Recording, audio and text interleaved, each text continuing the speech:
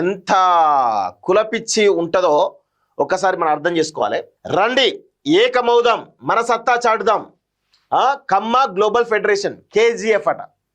కమ్మ global federation KGF అంటూ కమ్మ మహానాడు ఎక్కడ జరుగుతుంది? కమ్మ మహానాడు చూడండి, 8 ఫిబ్రవరి 2026 ఆదివారం మధ్యాహ్నం 3:30 సేందమంగళం శ్రీ పెరందబూర్ తమిళనాడు చెన్నై బెంగళూరు జాతీయ రహదారి.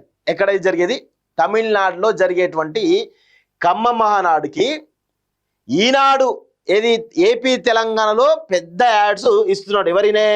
కుసుమ కుమార్, ఫౌండర్ ప్రెసిడెంట్ కమ్మ గ్లోబల్ ఫెడరేషన్తో పాటు ఈయన అధికార పార్టీ కాంగ్రెస్ పార్టీకి సంబంధించినటువంటి వర్కింగ్ ప్రెసిడెంట్ అనుకుంటా. సో ఇక్కడ ఏమంటారు చూడండి ఒకసారి. ప్రియ బంధువులారా, కమ్మ గ్లోబల్ ఫెడరేషన్ ఆధ్వర్యంలో తమిళ కమ్మ సంఘాలు కలిసి సంయుక్తంగా లక్షలాది మందితో నిర్వహిస్తున్నటువంటి చారిత్రాత్మక ఘట్టం కమ్మ మహానాడు 2026 తమిళనాడులోని 65 లక్షల మంది శక్తివంతమైనటువంటి కమ్మ జనాభాని ఏకతాటిపైకి తీసుకురావడమే ముఖ్య ఉద్దేశం. రండి ఒక్కటై గలమెత్తి జగమంతా ఎలుగెత్తి మన శక్తిని చాటుదాం. మనమంతా ఏకమైతే మన లక్ష్యం ఒకటైతే అవకాశం మనదే, అధికారం మనదే. కమ్మ మహానాడు తరలి రండి, కమ్మ శక్తిని ప్రపంచానికి చాటి చెప్పండి. మీరు పాల్గొనండి, 10 మందిని కదిలించండి, మన సత్తా చాటండి. ప్రపంచ కమ్మ మహాజనులారా ఏకం కండు, కమ్మ మహానాడు పిలుస్తోంది, కదలి రండు. ఇదంతా ఈ కొటేషన్లు అంతా ఎక్కడి నుంచి వస్తాయి? టీడీపీ నుంచి వస్తాయి. ఇవన్నీ అవే టీడీపీ నుంచి వస్తాయి. అధికారం మనదే ఇవన్నీ అనుకుంటూ వస్తాయి.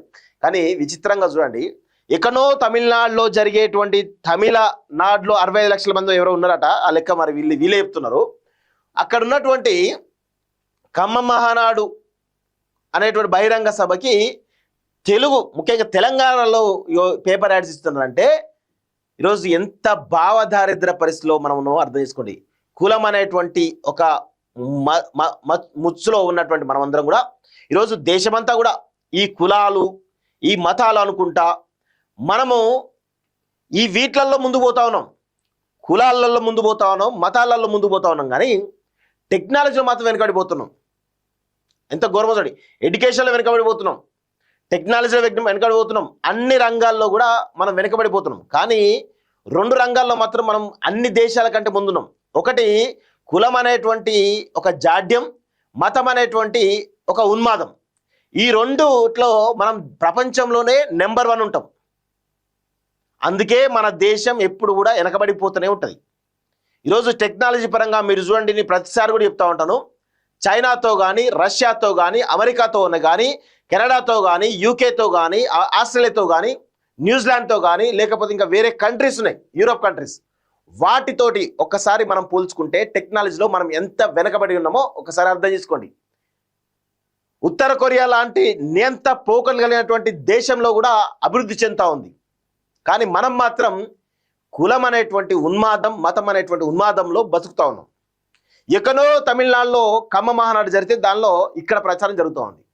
అంటే ఎంత కుల ఉన్మాదం ఉందో ఒక్కసారి అర్థం చేసుకోండి.